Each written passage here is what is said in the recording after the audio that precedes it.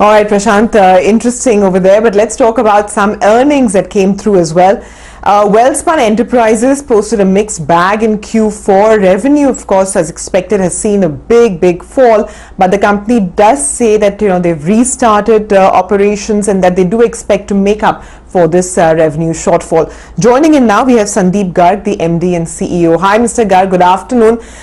So let's start with this point itself of making up of the revenue shortfall. What is the projected top line growth now for the rest for the coming year? And also, if you could give us a sense of how operations have restarted, what capacity you're working at, and how you plan to build up on it.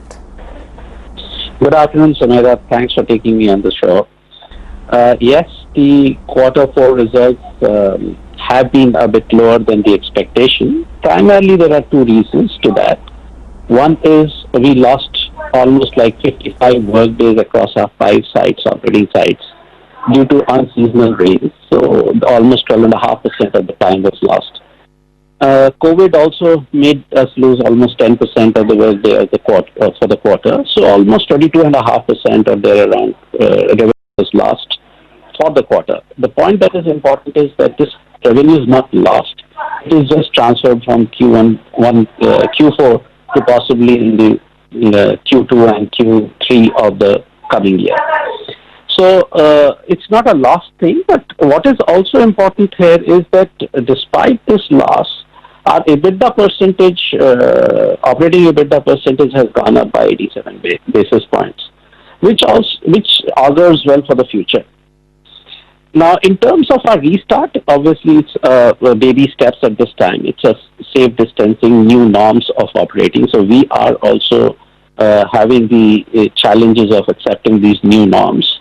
The other challenges are the supply chains are still not fully operational. On top of it, the migration of the workforce is putting some challenge in terms of manning up the sites. So my expectation is that going forward, Q1 may see not a very healthy top line. However, over the year, we expect that this will catch up to, hopefully there will be no shocks. Then Q2 to Q4, we should be able to make up these losses between Q4 of FY20 and Q1 of FY21. So we are very positive about it.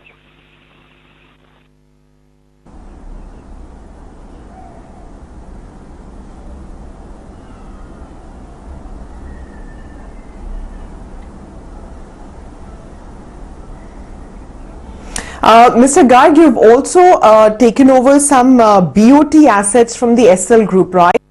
So what is the contribution that you're expecting from those assets? So what is interesting about the taking over of the SL Panipat Mukarba Chowk project is there are a few things that I would want to talk about it. One, that this project is possibly the first harmonious substitution of this magnitude in NHAI, which speaks volumes of the confidence NHAI has developed over the years with us. Secondly, it also speaks volumes about the lenders' confidence in us to manage a project which is under stress.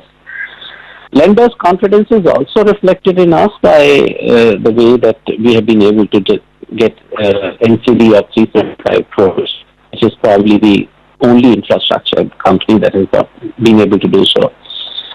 So my views are as a project, it has given us that the stakeholders, the key stakeholders of the business have started trusting our abilities to perform, which is a very good sign. In terms of the profit, this is more of a boot project, which will give us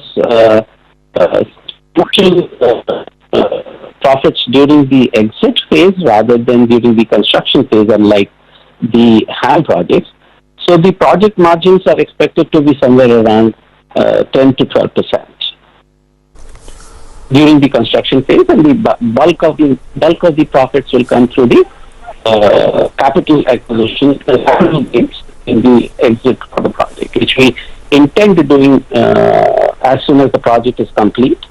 And we have initial interest by various parties in this project because it's a prestigious project and a very high traffic project as well.